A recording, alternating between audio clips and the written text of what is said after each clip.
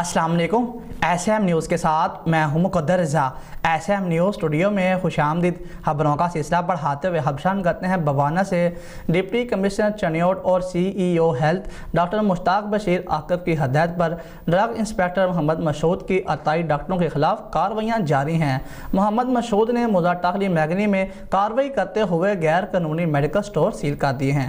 मज़ीद सूरत हाल से आगाह कर रहे हैं हमारे नुमाइंदे मोहम्मद अफजल रुमाना। जी अफजल, बताइएगा क्या तफसीलात हैं आपके पास।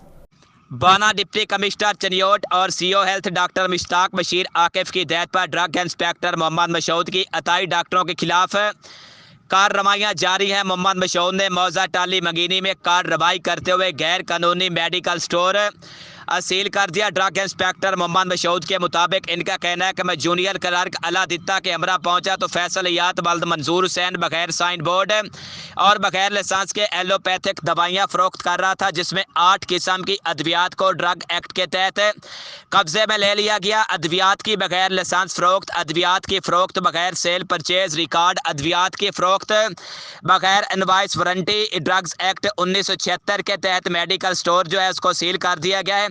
बाद में फैसलियात ने मेडिकल स्टोर सील तोड़ ली। इतला मिलने पर कार्रवाई की तो मेडिकल स्टोर चालू पाया गया तो ड्रग एक्ट और कार्य सरकार में मुदाखलत का मुकदमा दर्ज कर दिया गया है। मोहम्मद मसूद का मजीद कहना है अतायत के खात्मे के लिए कार्रवाइयाँ जारी रहेगी। कैमरामैन मोहम्मद आरिफ डक्कू के साथ मोहम्मद अफजल रबाना भवाना।